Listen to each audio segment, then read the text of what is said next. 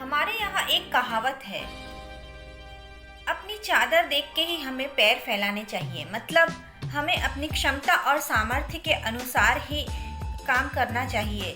दूसरों के महल को देखकर हमें अपनी झोपड़ी नहीं जला लेनी चाहिए। तो हेलो फ्रेंड्स, मैं हूँ आरती और आप सबका स्वागत है मेरे चैनल पे। मेरी तरफ से छोटों को दुलार, बड़ों को प्रणाम और दोस्तों को हेलो। फ्रेंड्स, हर व्यक्ति अलग है। भगवान ने सबके अंदर कोई ना कोई खूबी, कोई ना कोई स्पेशलिटी ज़रूर दी है। ज़रूरत है तो हमें उस स्पेशलिटी को पहचानने की, अपने अंदर झांकने की और वो हमारे अंदर जो खूबी है उस पर काम करने की। लेकिन मानव स्वभाव ऐसा है कि वो हमेशा अपने आप का दूसरों से कंपैरिजन करता रहता है और इस कंपैरिजन के चक्कर में उसके अंदर क्या खूबी है वो ढूंढना ही भूल जाता है और दूसरों में जो अच्छाई है, जो खूबी है उसी को पहचान कर उसके जैसा बनने की कोशिश करता है। और लास्ट में नतीजा ये आता है कि ना तो वो खुद के जैसा बन सकता है और ना ही वो दूसरों जैसा बन पाता है।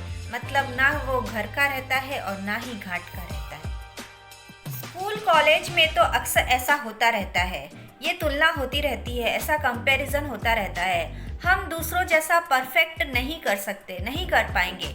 ये सोच कर हमारे अंदर इन्फीरियरिटी कॉम्प्लेक्स आ जाता है, मतलब हीन भावना आ जाती है और हम अपने आप को दूसरों से कम समझने लगते हैं। जैसे कि एक गांव से शहर आई लड़की ये सोचती है कि शहर की लड़कियां ज़्यादा होशियार होती है, जबकि ये मान्यता बिल्कुल भी गलत नहीं है। आपको कई ऐसे उदाहरण मिल जाएंगे जहां छोटे शहर से आई हुई लड़कियों ने अपना नाम कमाया है। फ्रेंड्स, कंपैरिजन करने की ये आदत कई बार हमें गलत रास्तों पर भी ले जाती है।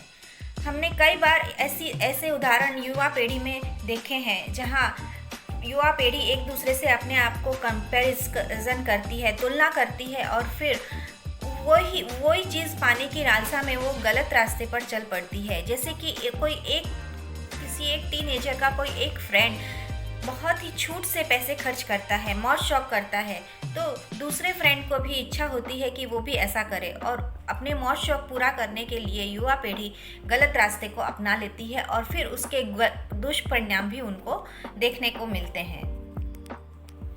फ्रेंड्स, स्त्रियों में तुलना करने की आदत सबसे ज़्यादा होती है। अपने लुक्स को लेकर, अपने पति को लेकर, अपने ससुराल को लेकर, अपने बच्चों को लेकर किसी न किसी तरह से वो कंपैरिजन करती ही रहती हैं और खुद भी दुखी होती है और अपने परिवार वालों को भी दुखी करती है। जैसे कि मेरी फ्रेंड का पति तो उसे हर साल फॉरेन टूर पे ले जाता है, इंडिया से बाहर घुमाने ले जाता है और आप देखो, आप तो मुझे सिटी से बाहर भी नहीं ले जाते। हाय, मेरी फ्रेंड के बाल कितने लंबे हैं, कितने सॉफ्ट हैं और मेरे तो कितने रफ हैं। अरे चिंटू, तेरे दोस्त रोहन का तो हमेशा फर्स्ट क्लास आता है और तेरे तो होमवर्क करने के ही ठिकाने नहीं हैं। और एक सास अपनी बहू के बारे में कहती है, अरे वो चंपा की बहू तो बहुत होशियार है। का क्या है, जब दूर रहने वाले लोग थोड़ी देर के लिए मिलते हैं तो वो अच्छे ही लगते हैं, लेकिन अगर कुछ समय साथ रहकर हम उनके साथ समय बिताए तब तो पता चलता है कि कौन कैसा है। तो लेकिन बहू की तुलना करने वाली सास ये नहीं जानती कि वो ऐसा करके अपनी बहू को दुख पहुंचा रही है और उसके अंदर के जो गुण हैं वो इस वजह से वो मर रहे हैं।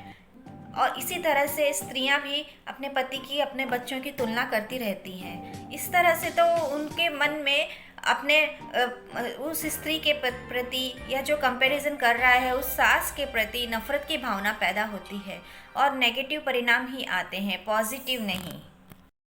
तो फ्रेंड्स, हमारे मन में एक सवाल उठता है कि क्या कंपैरिजन करना, तुलना करना ये बुरी बात है? तो जवाब है बिल्कुल नहीं। एक हद तक तो बिल्कुल भी नहीं। दूसरों के पास जो अच्छा है उसको हम देखकर अगर वो पाने के लिए हम प्रयत्नशील रहें तो उसमें कोई बुराई नहीं। लेकिन अगर वो ना मिले तो हमारे घर की शांति हम भंग कर दें, हमारे अंदर का संतोष हमसे छिन जाए और हमें वही सोचना पड़े और इसके लिए हम गलत रास्ता अपनाएं, गलत व्यवहार करें, तो ये गलत है।